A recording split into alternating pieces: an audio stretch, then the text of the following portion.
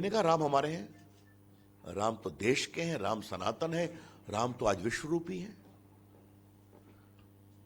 कभी राहुल गांधी, सोनिया गांधी, प्रियंका जी, कमलनाथ, दिग्विजय सिंह अयोध्या जाके प्रणाम किए क्या? करने का सोचते हैं क्या?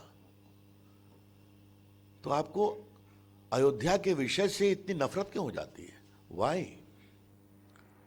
और ये मैं प्रभु राम लल्ला के वकील के रूप में मुझे बहस करने का सौभाग्य मिला, क्योंकि सुप्रीम कोर्ट में मैं नहीं कर पाया, क्योंकि मैं देश का कानून मंत्री था।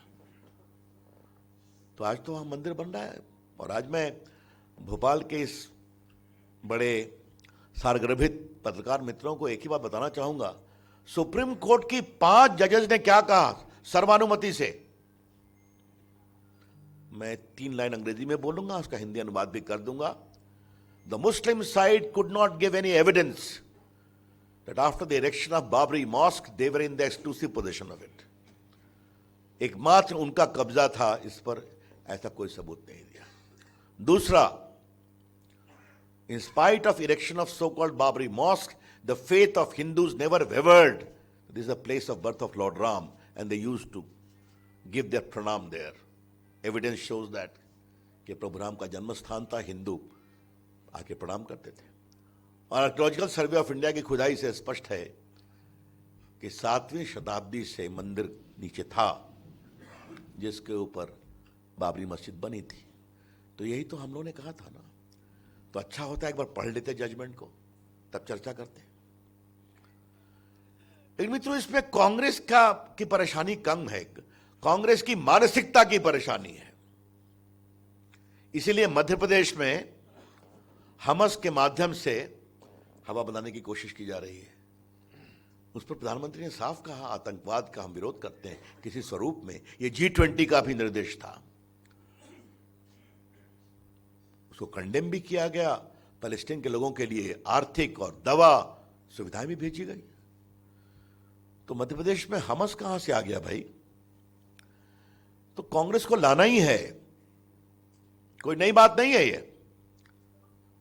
मुझे गर्व है कि प्रधानमंत्री के निर्देश में मुझे 3 तलाक का बिल लाने का सौभाग्य मिला था। 3 तलाक का विरोध कांग्रेस ने किया था, जबकि सोनिया गांधी एक वुमन लीडर है, इन्होंने कुछ नहीं कहा था। आज जब सनातन को बदनाम करने की कोशिश की गई, उस पर डेंगू कहा गया, प्लेग कहा गया, क्यों जुबान खामोश थी दिग्विजय सिंह की और कमलनाथ की, राहुल गांधी की, सोनिया गांधी की? आप बोल नहीं सकते क्या?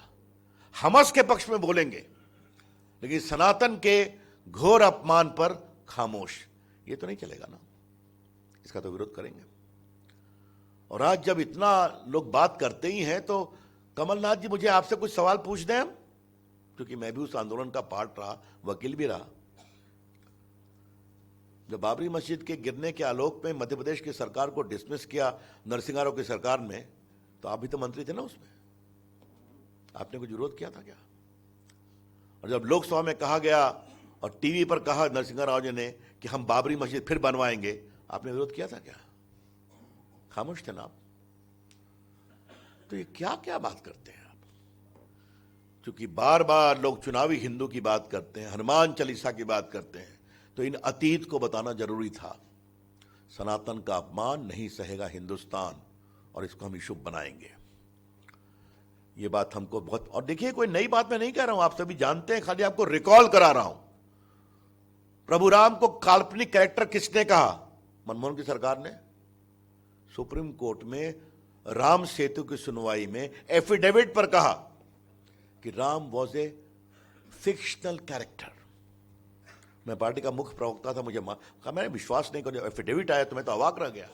तो बड़ा कस के विषय उठाया, तो सोनिया जी इटली गई हुई थी। जब लगा फंस रहे हैं तो फिर कहा इसको बदलो। तो कौन सी बात है हमेशा? ये क्यों करते हैं आप? ये ठीक नहीं है। हम बिल्कुल विकास पर लड़ना चाहते हैं, लेकिन मध्य प्रदेश एक आस्था, आध्यात्म और संस्कार की भी बहुत बड़ी जननी है, प्रदेश है, जहां महाकाल विराजते हैं, जहां ओंकारेश्वर में प्रभु महादेव विराजते हैं, जहां शिप्रा किराने संतों ने साधना की है। हम उसका सम्मान करते हैं, करेंगे, इसलिए तो उसका पूरा इंप्रूवमेंट किया हम लोगों ने। मित्रों, मुझे अपनी ओर से इतना ही कहना था। अब मैं आपके सवाल का उत्तर देने को जो भाई साहब कहेंगे उनका मैं उत्तर दूंगा, इसलिए प्लीज ये क्षमा करिएगा। गौरव जी का पहला प्रश्न।